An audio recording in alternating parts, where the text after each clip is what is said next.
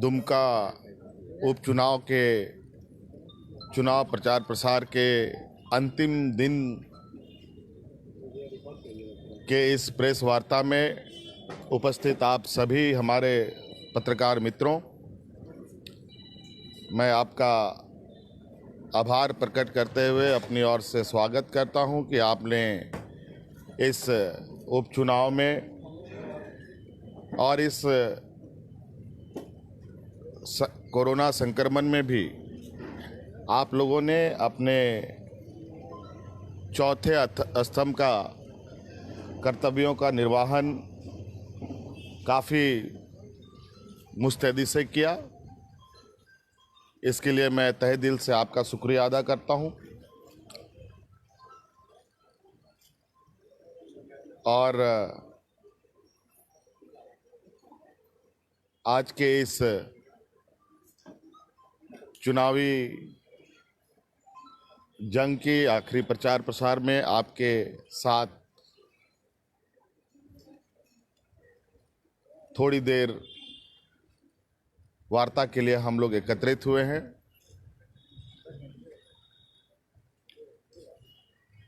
और आपको लगभग कुछ इशारे मिल रहे होंगे कि चुनाव का परिणाम का दिशा क्या होगा। मैं चूंकि भविष्यवाणी करता तो हूं नहीं, ना कोई ऐसी संस्था हूं जहां पर इस तरीके के काम किए जाते हों, जहां किसको जीत किसको हार दिखाई जाती है। ये अब आप लोग आकलन करेंगे, आप लोग चर्चा भी करेंगे। और मुझे उम्मीद है राज्य के बेहतरी के लिए, राज्य में विकास को गति देने के लिए आज राज्य के 2 उपचुनाव में हमारे मतदाता अपने मतों का प्रयोग करेंगे। और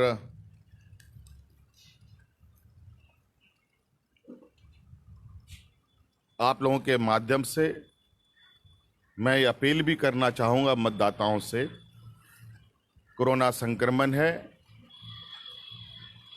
चुनाव आयोग ने पूरे एहतियातन के साथ इस चुनाव को कराने का निर्णय लिया है।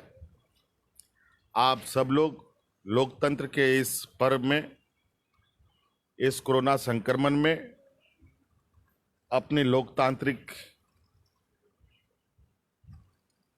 अधिकार का निश्चित रूप से प्रयोग करें।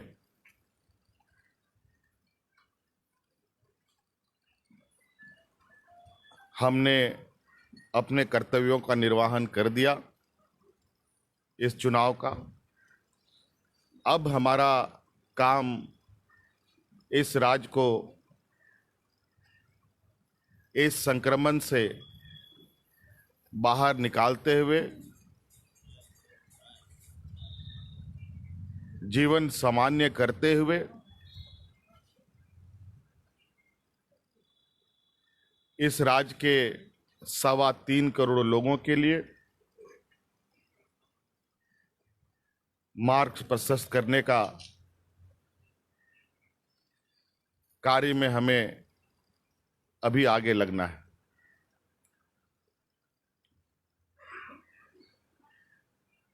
विशेष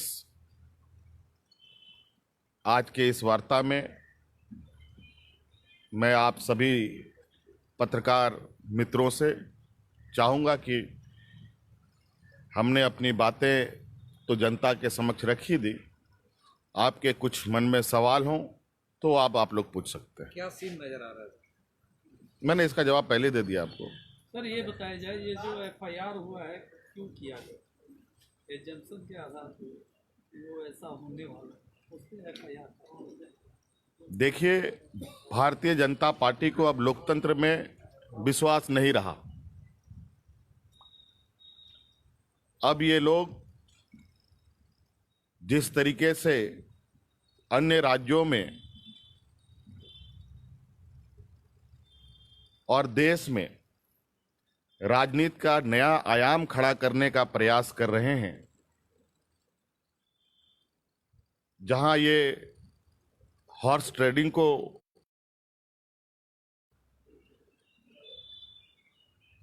जहां ये लोकतंत्र की हत्या धन बल के आधार से करने का प्रयास कर रहे हैं। इसी का परिचायक है कि भाजपा प्रदेश अध्यक्ष इस तरीके के बयान देते हैं मानो इनको चुनाव से कोई लेना देना नहीं। ये आखिर इनका कहने के पीछे का तात्पर्य क्या है? मुझे लगता है ये बहुत बड़ा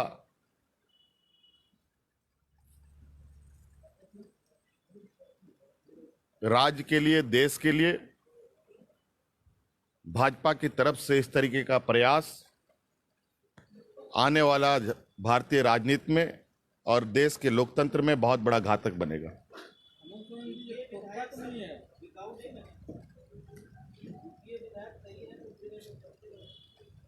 क्या आप, अगर बिकाऊ की बात है तो इसका मतलब इन्होंने दुकान खोल रखे हैं, इन लोगों ने पैसे का खेल करने के तैयारी में है। अगर ये इस काम में लगने जा रहे हैं और सोचने की तैयारी कर रहे हैं तो मुझे लगता है कि ये एफआईआर निश्चित रूप से काफी मजबूत होगा और इस पर जांच करते हुए इसका पर्दाफाश होना चाहिए। मुख्यमंत्री जी, हेमंत सोरेन जी, ये आपका कोई टोटका तो नहीं है? आप भी जिस वक्त 2019 का विधानसभा चुनाव लड़ रहे थे तो रघुवर दास पर ऐसे ही जब चुनाव का समाप्ति की ओर था प्रचार तब किया था, अभी दीपक प्रकाश पर किया। ये दोनों गैर आदिवासी हैं और ये इसी तरह की बात बाबूलाल मरांडी भी बोलते आ रहे हैं। फिर गैर आदिवासियों को टारगेट बनाकर कोई टोटका तो आप नहीं चल रहे? क्या आदिवासी गैर आदिवासी की बात कर रहे हैं आप? आपने 2019 में रघुवर दास पर एक केस किया था। ये बात आदिवासियों की हित की बात करते हैं। आज इनसे पूछ लीजिए इनके कितने विधायक हैं आदिवासियों का। मेरा कहना है कि टोटका तो नहीं। आज ये बात करते हैं, वंशवाद की बात करते हैं। आज हम अपने अगर वंशवाद को ही देखते हैं तो इनके भाजपा में देख लीजिए कितने लोग भानु प्रताप शाही से लेकर के भरे पड़े लोग हैं इनके। और मेरे 30 विधायक हैं, 30 में कितने हमारे वंशवाद से ये जुड़े हुए हैं। और बताइए 30 में हमारे कितने विधायक आदिवासी हैं और उनके पास कितने विधायक आदिवासी हैं। आज ये किन लोगों ने चुना है? केस को लेकर सीरियस है ना, वापस नहीं लेंगे ना? इस प्रकार से आपने वापस ले केस हो गया तो केस हो गया। ये दफा आपने रघुवर दास पर केस किया था और वापस ले लिया। रूलिंग पार्टी में अभी आप हैं और जिस तरह से वहाँ जो थाना इंचार्ज खड़े होकर ले रहे हैं, उसका एप्लीकेशन जो है वो ले रहे हैं। क्या चीज? कल जो एप्लीकेशन ये लोग एफआईआर में एप्लीकेशन दिए हैं, थानेदार अपने सीट से खड़े हो गए थे, तो ये क्या लगता है प्लस एक रिसीविंग भी इनको दिया गया। आमतौर पर जब कोई एफआईआर करने थाने में जाता है तो कोई रिसीविंग या इस तरह देने की परंपरा हमको नहीं लगता कि किसी को ऐसा अनुभव होगा कि रिसीविंग एफआईआर का मिलता है। लेकिन जितना आगे बढ़ करके पुलिस जो है और जितना धारा लिख करके एप्लीकेशन में दिया गया सभी के साथ एफआईआर लिखा गया। आप कानूनी पहलू से इसकी जानकारी लें कि इस पर एफआईआर बनता है कि नहीं बनता है। निश्चित रूप से हमने बहुत, या हमारे सहयोगियों ने बहुत सोच समझकर इस कदम को आगे उठाया है, क्योंकि ऐसी हरकतें इन लोगों ने अन्य राज्यों में भी किया है। तो हमारे कांग्रेस के सहयोगी इस विषय पर बहुत बेहतर बता सकते हैं। अब ये एफआईआर की रिसीविंग कॉपी सबको मिलेगी क्या? तो आम जनता को मिलेगी? मुझे लगता है कि बिल्कुल आपको ऑनलाइन मिल जाना चाहिए और मैं प्रयास करूंगा कि आप लोगों को मिल जाए। गिरफ्तारी के लिए कब तक प्रयास किया जाएगा? क्या कुछ तरह की बात कही जाएगी, दबाव दी जाएगी? जो इस तरीके के गलत चीज़ों में संलिप्तता होगी तो निश्चित रूप से कानून अपना कार्रवाई करेगा। केंद्र राज्य का संबंध बिगड़ेगा इससे। हाँ? केंद्र और राज्य का संबंध इससे बिगड़ेगा। सुधारने की दिशा में कोई पहल कर रहा है क्या? आज हमारे आरबीआई खाते से पैसे निकाले जा रहे हैं, इसका क्या संकेत है? हमारे राज्य में बिजली काटे जा रहे हैं केंद्र सरकार के निर्देश के आधार पर, इसका क्या संकेत है? आज राज्य सरकार को कॉन्फिडेंस में लिए बगैर खननों का प्राइवेटाइजेशन किया जा रहा है, इसका क्या संकेत है? जिसकी लड़ाई हमें कानूनी भी लड़ाई लड़नी पड़ रही है। ऐसे में तो विकास तो प्रभावित होगा राज्य का, यदि आप दोनों का डायरेक्शन ले रहे हो। डबल इंजन की सरकार ने विगत 5 साल में क्या तीर मार लिया, जरा हमें बता दें।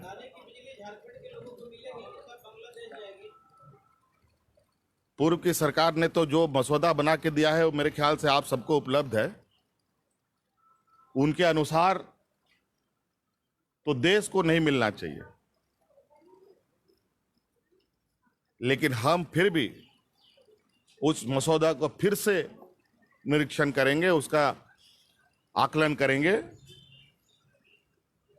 उस पश्चात इस विषय पर आपके समक्ष बातें रखेंगे। बीजेपी तो यह कह रही है कि हमारी जितनी भी योजनाएं थी, इस सरकार ने सभी योजनाओं को बंद कर दिया, तो विकास किस आधार पर ये करेंगे? क्या कंबल घोटाले का योजना हम फिर चला लें इन्हीं के ये से? आज आपको मालूम है दिल्ली के अखबारों में, आज दिल्ली के अखबारों में बड़े बड़े द संडे एक्सप्रेस में छपा है। दिल्ली में अच्छे कामों के लिए छप रहा होता तो थोड़ा मन भी लगता कि हाँ, राज्य सरकार ने कुछ काम किया। किस तरीके से डीबीटी ट्रांसफर में बच्चों का स्कॉलरशिप मारा गया है बड़े पैमाने पर।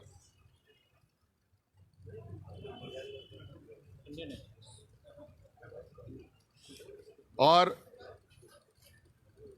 सब आदिवासी, अल्पसंख्यक, दलित, पिछड़ों का अधिकार किस तरीके से इन लोगों ने लूटा है, इसके लिए हमारे मुख्य सचिव जी को भी इसका संज्ञान आया है और इस पर जांच होगी। और जो भी ये जो घोटाला हुआ है, ये माननीय मंत्री जी ही यहाँ की थी जो पहले, उन्हीं के विभाग का घोटाला है। क्या ऐसे लोगों को ये लोग जिताएंगे जो आदिवासियों का, दलितों का, अल्पसंख्यक का हक अधिकार मारता हो? इसकी जांच कब तक आप प्रारंभ करवाएं? अभी संज्ञान में आया है, आप जितना जल्दी हम लोग कर सके। अभी बहुत सारे जांच चल रहे हैं, आपने देखा होगा कई अफसरों पर तो कार्रवाई शुरू हो चुकी है, एफआईआर तक दर्ज हो चुका है। कितनी राशि इसमें घोटाला हुआ है? मामला क्या है? बच्चों का जो स्कॉलरशिप होता है उसमें, और इसमें लगभग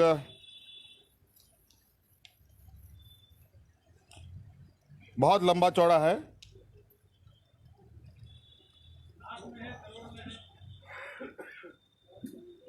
कहीं 10,000 है, करोड़ का है, तो कहीं लंबा चौड़ा है, करोड़ों में।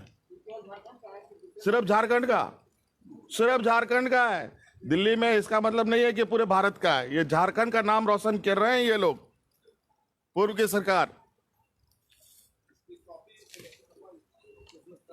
उपलब्ध करा देंगे, नेट में अवेलेबल है, वैसे आप लोग को ट्रांसफर कर देंगे। हाँ, हाँ?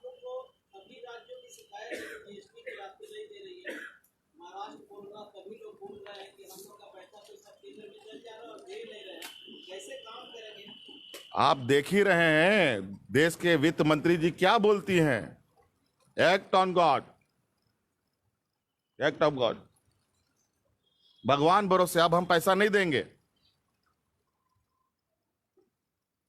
और जो इन लोगों ने जीएसटी लागू करने समय राज्यों को जिसका दिलासा दिलाया था, आज उसके विपरीत आज कोरोना के वजह, ये लोग कोरोना को ये लोग दोष देते हैं। आज बताइए, देश का अर्थव्यवस्था का स्थिति क्या कोरोना के पहले बिगड़ी नहीं है क्या? आज इन लोगों ने जिस तरीके से देश के संवैधानिक संस्थाओं को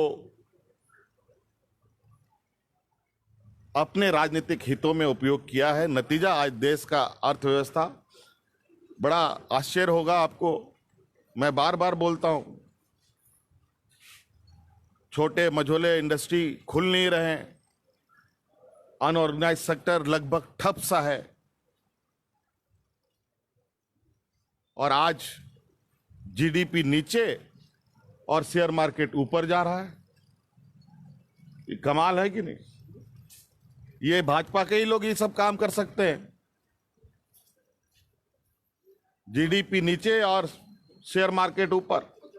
इसी से जुड़ा हुआ एक बंदे का सवाल है, इसी से जुड़ा हुआ केंद्र का आरोप है कि राज्य सरकार देश में झारखंड पहला स्टेट है जो अपने कोरोना काल में बजट का 20% भी हिस्सा खर्च नहीं कर पा रहे।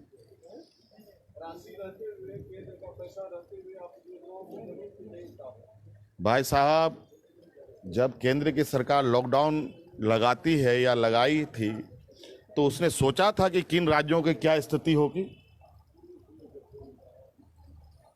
उसने कभी किसी सरकार से पूछा कि हम लॉकडाउन लगाने जा रहे हैं ऐसे ही अचानक रातों रात?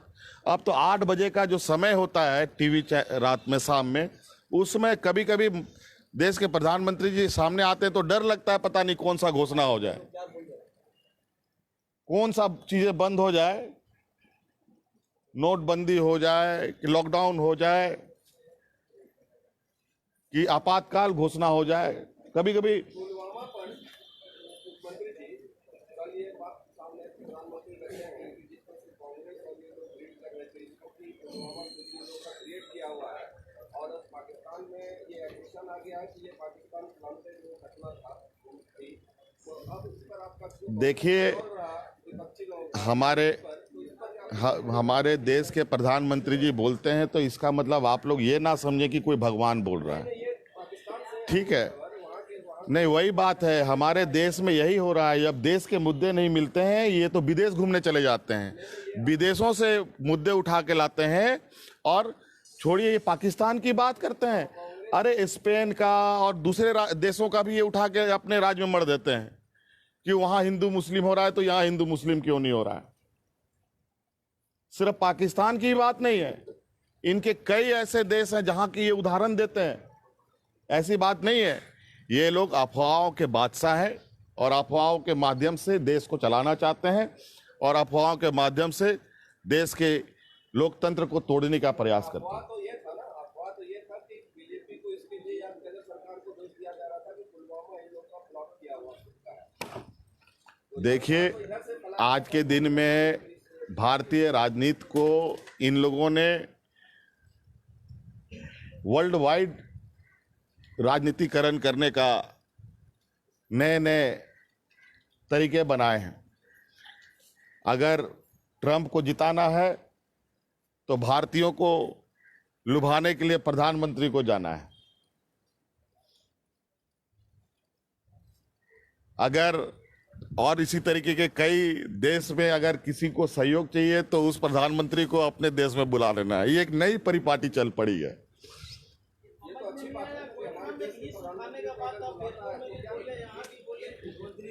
देखिए, बुलाता है कि नहीं बुलाता है वो आपको पता है, और आज के दिन में हमारे प्रधानमंत्री जी, मुझे लगता है कि हम लोग तो बहुत राज्य के हिस्से में आते हैं, देश के प्रधानमंत्री तो बने जरूर हैं, लेकिन कई घटनाओं को आज के दिन में सूचना तंत्र इतना मजबूत हो चुका है कि सार्वजनिक जीवन जीने वाले लोग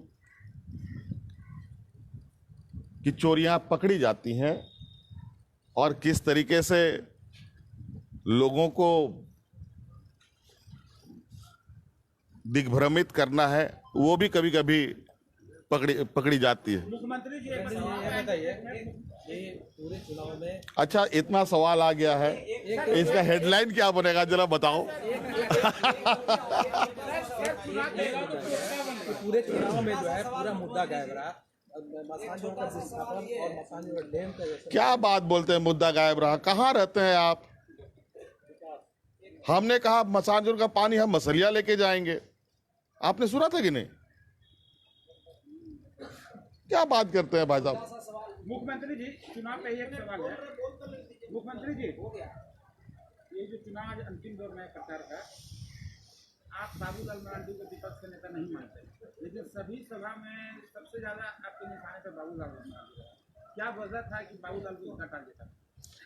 देखिए आदरणीय बाबूलाल जी इतना निशानात साध चुके हैं, कहां कहां निशाना साधेंगे, किसको किसको निशाना बनाएंगे, ये कहना बड़ा मुश्किल है। कुछ दिन पहले भारतीय जनता पार्टी के लोग इनके निशाने पर थे, कुछ दिन पहले कांग्रेस के लोग निशाने पर थे, कुछ समय हम भी निशाने पे थे, फिर अचानक हम निशाने से गायब हो गए, फिर अचानक निशाने में आ गए। मुझे लगता है कि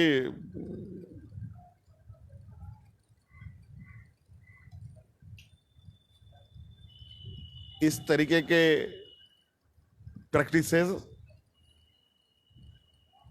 राजनीतिक ये में बहुत घातक साबित हो सकते हैं और मिसफायर की भी संभावनाएं या बैकफायर की भी संभावनाएं ज़्यादा होती हैं। और हम नहीं मानते हैं कि बात नहीं, आप ही बताइए ना, हम कैसे माने? बता दीजिए हम कैसे माने? कौन संवैधानिक तरीके से, कौन नीतिगत तरीके से उनको भाजपा का लीडर माने? आप ही लोग बता दीजिए। प्रत्याशी से ज्यादा बाबूलाल को आप निशाने पे रखे? नहीं नहीं, मैंने उनको कभी नहीं रखा, हमने कभी उनको नहीं रखा है।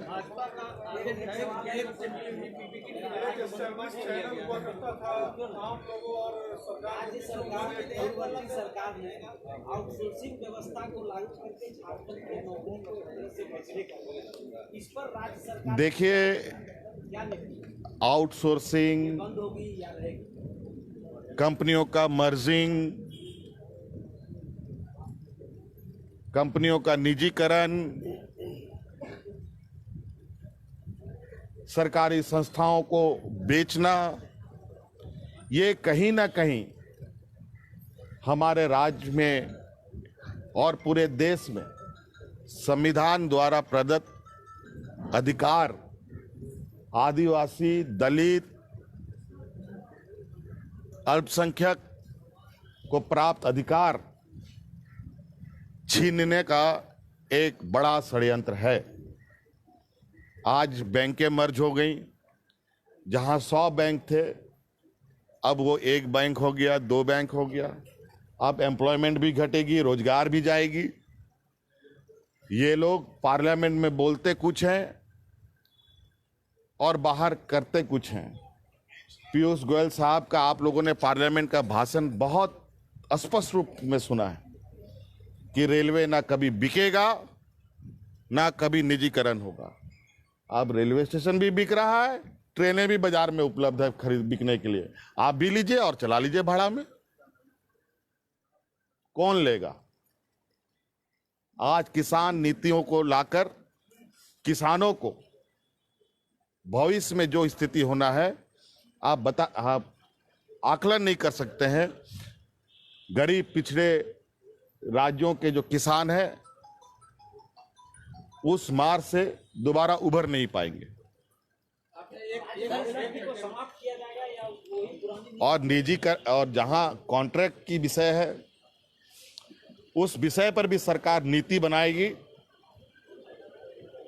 और राज्य के नवयुवकों को, शिक्षित युवाओं को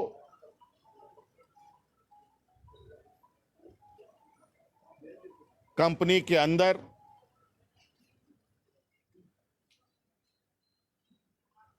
कार्यों को ध्यान में रखकर जहां स्किल्ड है, जहां नॉन स्किल्ड है, वहां पर 80% के लगभग हमारे राज्य के नौजवान शामिल हो, ऐसे नीति बनाने की तैयारी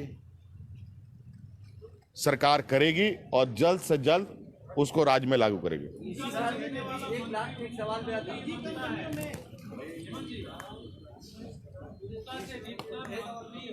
धीरे धीरे, हाँ,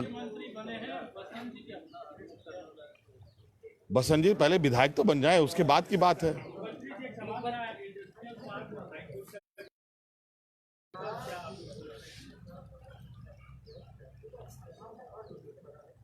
देखिए, अभी अभी मैं कुछ जगहों पर संथाल परगना के सामाजिक और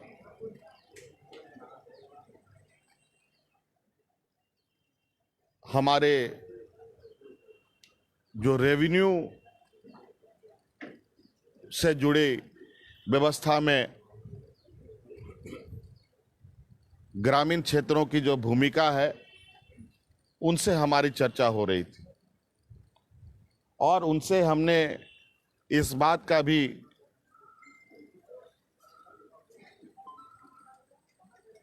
उनके समक्ष रखने का काम किया है, क्योंकि अब हमारी पीढ़ियां,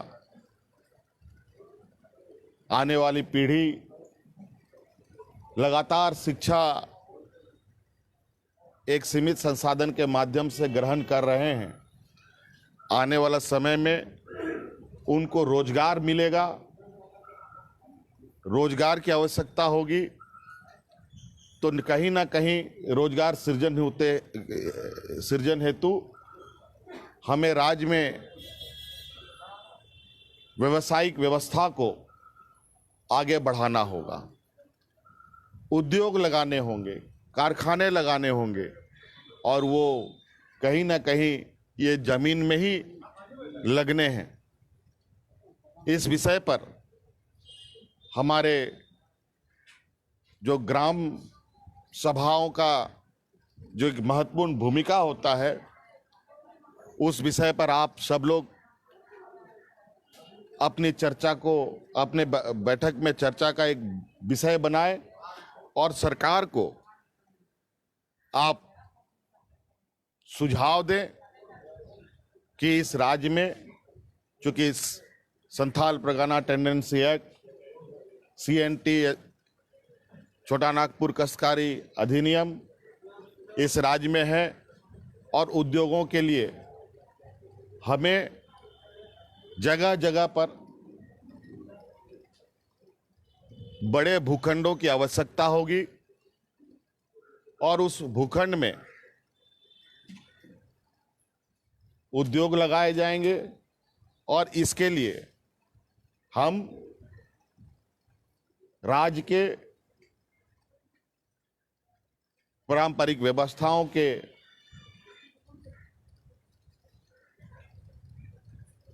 जो हिस्सेदार हैं, इनसे विचार विमर्श करते हुए हम लोग इंडस्ट्रियल एरिया नोटिफाइड करेंगे और उद्योग लगाने का सिलसिला हम लोग आगे बढ़ाएंगे। मुख्यमंत्री जी बहुत जल्द, मैंने कहा तो मैंने तो चर्चा शुरू कर दी। मुख्यमंत्री जी एक सवाल है। मुख्यमंत्री जी, प्रदेश अध्यक्ष FIR मामले में बाबूलाल ने सीधे तौर पे कहा है कि अगर सरकार को खुली चुनौती है, अगर दम है तो गिरफ्तार कर लीजिए। और उन्होंने इसे जो पार्टी की हार की, अरे इनके जैसा लाठी चलाने वाली पार्टी नहीं है।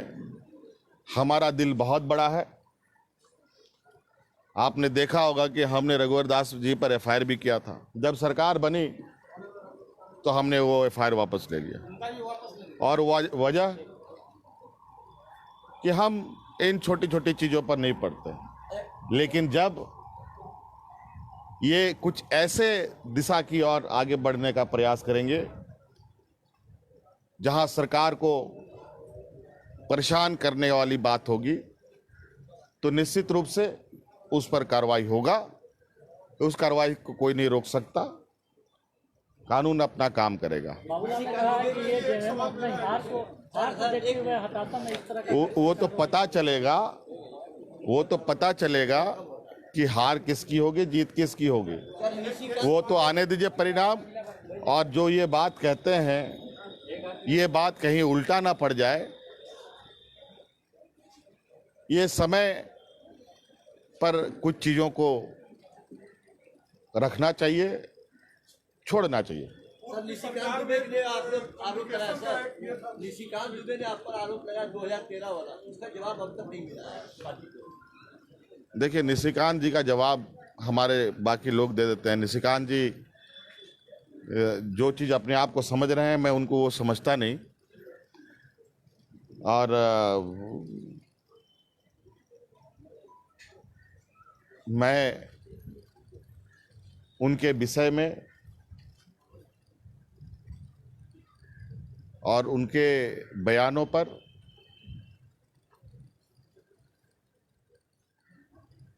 बहुत ज़्यादा चिंतित नहीं होता हूँ, ना ही मुझे कोई परेशानी है। मुख्यमंत्री जी, एक सवाल मेरा है। पूर्व की सरकार ने एक आम लोग और सरकार के बीच कम्युनिकेशन के लिए 181 मुख्यमंत्री जनसंवाद का चैनल रहता था, जो अब बंद हो गया। हर कोई तो कुछ नहीं कर सकता है, तो क्या पैसा शुरू हुआ? आप मुझे ये बताइए, उस जनसंपर्क से कितना लाभ मिला आपको? राज्य को कितना लाभ मिला? उस जनसंपर्क का अगर हम आपको ये निकाल के दे दें तो पता चलेगा कि उसके अंदर कितने चीजें गड़बड़ सड़बड़ रही हैं। और आज ठीक है, ट्वीट नहीं कर सकते हैं, लेकिन आप इस बात को मानते हैं कि हमारे ट्विटर हैंडल से कई लोगों को लाभ मिलता है। लेकिन ये सरकार सिर्फ ट्विटर पर ही नहीं, लोगों के बीच में जाकर के लोगों के बीच से समाधान लेके आती है। शिक्षक नियुक्ति मामले में क्या कहेंगे? भाजपा का आरोप, वो हमने बोल दिया, भाजपा का आरोप है। उस पर कानूनी कार्रवाई चल रही है। छोटा सा सवाल है ये, आपने कहा कि बहुत सारे लोगों के सार्वजनिक जीवन की चोरियां भी पकड़ी जाती है, तो ये किसके बारे में आपने कहा, इसको थोड़ा सा स्पष्ट। अब बहुत सारी बातें, बहुत सारे सवालों का जवाब हम आपको देते गए, बताते गए, और कई बातें समय उपरांत ही आपको आपके समक्ष रखी जाएगी। थोड़ा इंतजार कीजिए। भाजपा का आरोप है कि घोटाला हुआ है। हाँ? भाजपा का आरोप है केंद्र से मिले राशि का 50-50 के लिए बंदोबस्त किया गया।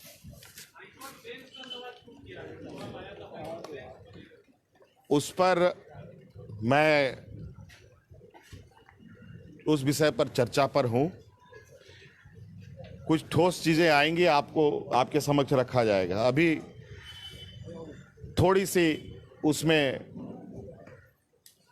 मैच्योरिटी में थोड़ा समय है, और मुझे लगता है कि मैं उसको जल्दी करने का प्रयास में हूं।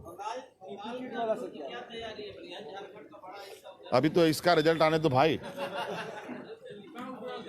अभी इसी 2 सीटों के लिए लेकर के तो पूरा